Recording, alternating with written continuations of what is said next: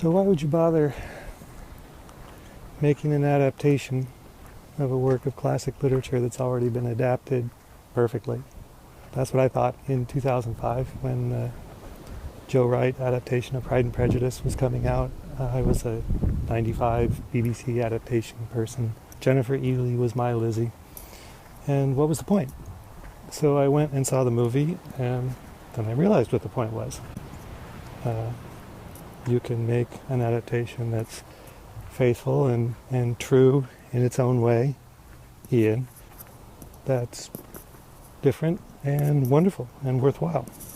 So when they made the Lizzie Bennet Diaries, certainly there was something new and original there. There was a new way of putting together an adaptation on a low budget in a web series format in a way that others have gone on and imitated and done great things with. And it would have been worthwhile just for that, I think.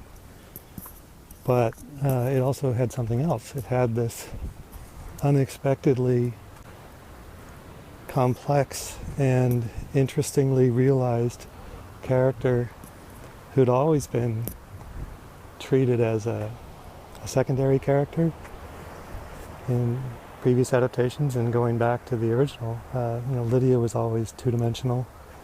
She was silly and flighty and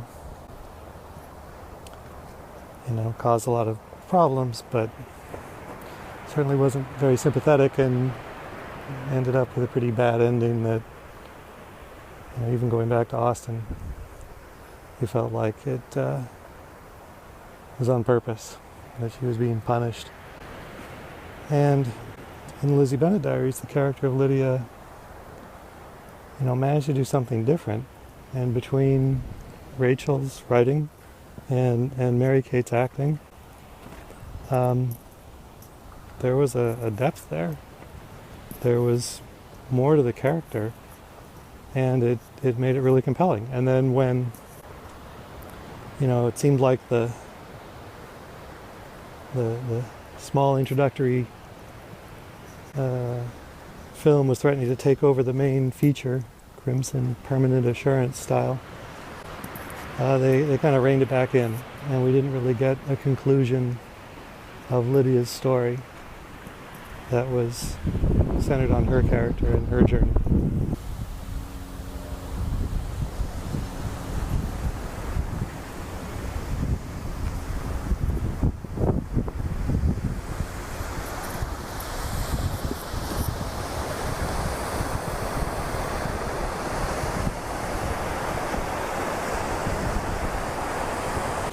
It was great that we finally got that story centered on Lydia in the form of the Epic Adventures of Lydia Bennet. That was very much the story that Lydia of LBD deserved and didn't have room for there. Three things that I really loved about the book and Mary Kate's narration. Well, the first thing was just getting Lydia's voice. In the space that the novel had, you were able to really go into detail, about Lydia's thoughts, and in Mary Kate's reading of them, of those thoughts, there was just a depth that you saw at times in LBD, but it was very much there in her reading, where she could be serious and reflective, and you really saw more of the character behind the silly party girl, and she was there too, but having it in Mary Kate's voice, I think, made it believable and compelling in a way that if some other voice actor had done it, it wouldn't have been the same. It wouldn't have been authentic. The second thing that I loved about the audiobook were the voices that Mary Kate did, not just of Lydia, but her voice for Mary and all the other characters, and especially her voice for Lizzie. Although Lizzie was a smaller part of the book, it was amazing. Just her vocal mannerisms that Mary Kate was able to get just sounded like Ashley doing Lizzie. That first Lizzie Lydia scene in the audiobook, I really found myself just slipping into thinking, oh, Ashley Clements is doing this, because it just sounded so perfectly like her. And the third thing that I loved about the audiobook was the lines in the book that felt like they were commenting not just on Lydia's situation, but were a larger commentary on what Mary-Kate and Rachel especially went through in creating LBD.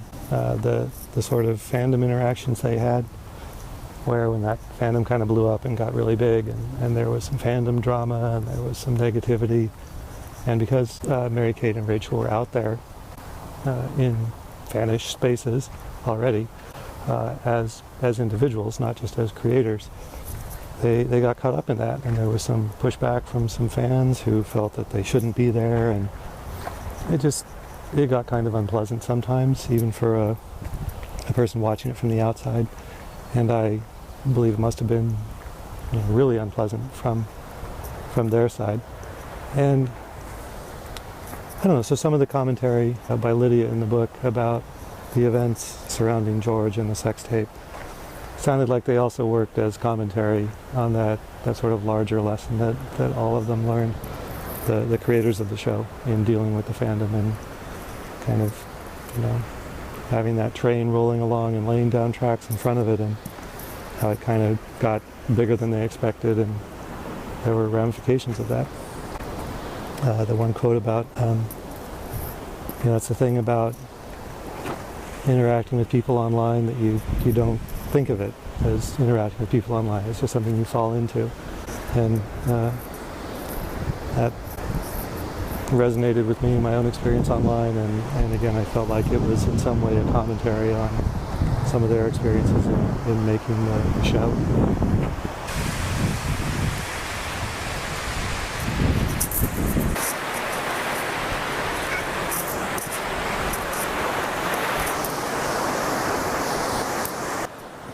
One thing that some people didn't like as much about the book, or at least they raised it as a negative thing in their minds, that didn't bother me as much, but I wanted to just mention it, is that George is never called out explicitly as an abuser. The word abuse or abusive doesn't appear in the book.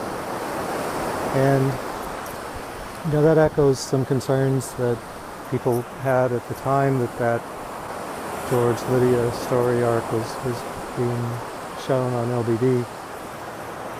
That there were in the audience a lot of people who identified with Lydia, and as she was taken in by George and didn't really understand that some of the things he was doing were in fact red flags of an abusive relationship, his isolating her from her family and friends, the gaslighting, manipulating her, that not calling that out as abuse within that storyline, even at the end, was in some sense a disservice, that it was at least a missed opportunity. And given that the book provided a lot more room, that Lydia and George and their relationship was central to the plot of the book, that could have been more explicit. And spoiler alert, when Lydia has her confrontation with George at the end of the book and confronts him, she does, I think, reach a resolution of sorts, that when she realizes it was not her fault what happened, it was George's fault. But then she moves on to questioning, well, why did he do it? And that becomes her focus. And sort of figuring that out, or at least getting a bit of that picture figured out, is kind of the big climactic moment for Lydia in her journey, and being able to resolve that and put it behind her. And I think I can see an argument that in that moment, focusing on George as an abuser would have maybe had the effect of casting Lydia as a victim. And what was really necessary in that moment in the story was for Lydia to take agency and to move on. And so to avoid getting stuck on that point that George was abusive and making it very explicit and clear that he victimized her, was, I thought, okay. I thought that was an earned resolution. Not that they were sweeping the issue under the rug, but just that she as a character was moving on beyond that, and that was the point, really, of that point in the story, was that she was moving beyond that and was willing to not forgive him, because she really doesn't, but at least satisfy herself as to why he did what he did.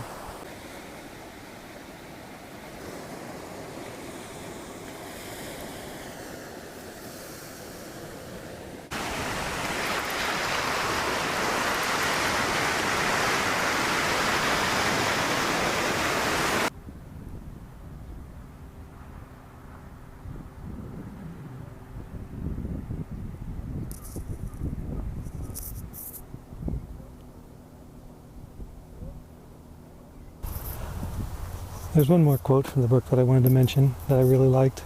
It's towards the end. Eventually, if you talk long enough, something true is bound to spill out. And I'm taking it out of context, but I like the idea that it could apply to LBD and to the book.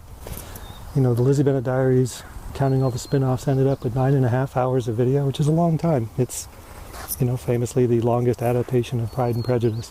You don't measure the worth of an artistic work by its length, but I think some truth did spill out in that 9.5 hours. I think the most worthwhile thing for me about the show ended up being the relationships that had time to develop between the four main characters, the four actors they started with.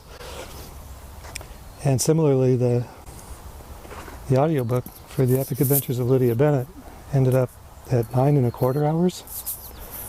And there was enough space there for some truth to spill out. I think Kate Rorick and Rachel Kiley's writing and Mary Kate's voice acting got some important truths across, and it was really worthwhile. And I know Kate's written a lot of books before. As far as I know, it was Rachel's first time writing something that long. And as someone who previously wrote a book, I can appreciate the effort involved. There's that point you reach where you're like, oh my God, this is so much, and it just keeps going. So I'm really proud of her for sticking with it, and proud of all of them for what they ended up creating. It's a worthwhile story.